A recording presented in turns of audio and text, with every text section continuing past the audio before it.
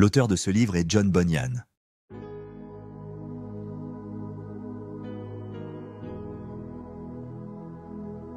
Il est né en Angleterre en 1128. Son père était forgeron et il apprit lui-même le métier. Il n'a fréquenté que quelques années d'école maternelle. Il a seulement appris à lire et à écrire. Il avait beaucoup d'intelligence naturelle.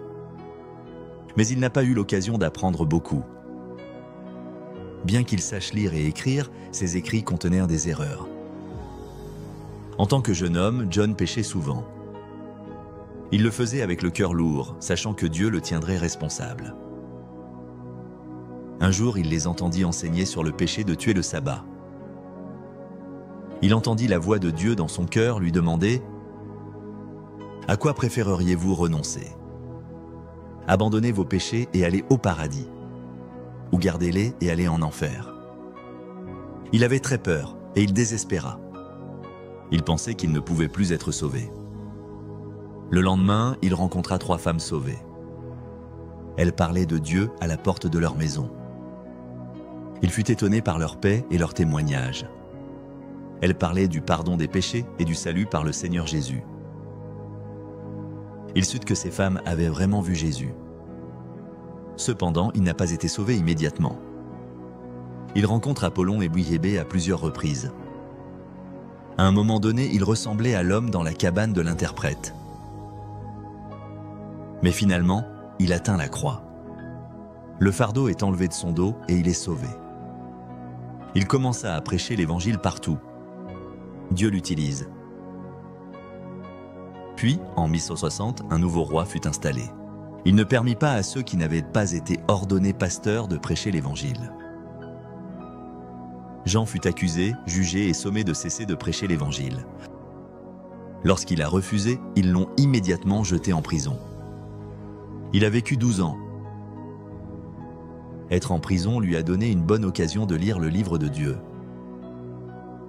Il l'a étudié en profondeur et Dieu l'utilise à d'autres moments. Il n'y avait qu'une seule chose qui le dérangeait, aider sa femme et ses enfants. Elle ne savait pas coudre, alors elle a appris un autre métier.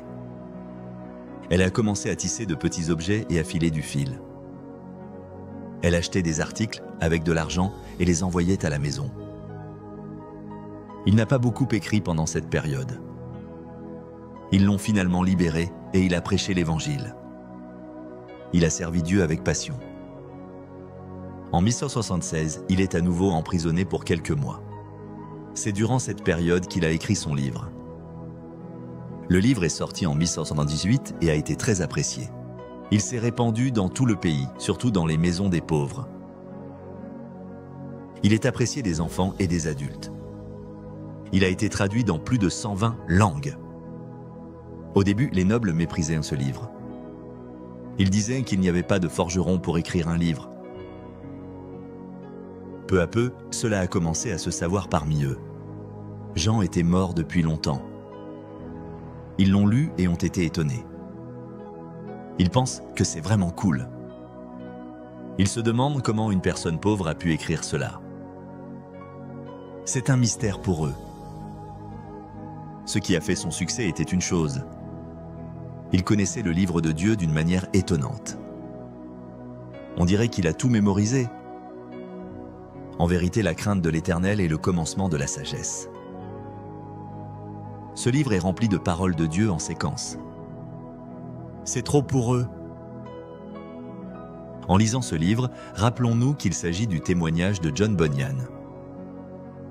Cette grotte où il dormait était à l'origine la prison où il était emprisonné. Allons avec lui à la porte de la repentance. Allons avec lui à l'interprète. Et surtout vers la croix du Seigneur Jésus. Elle nous offre le fardeau du péché. Ensuite, nous avons continué notre voyage. Ce chemin est très bon et il n'y en a pas d'autre qui mène à Sion. À la prochaine, on commence la première partie de ce livre, Le voyage du chrétien.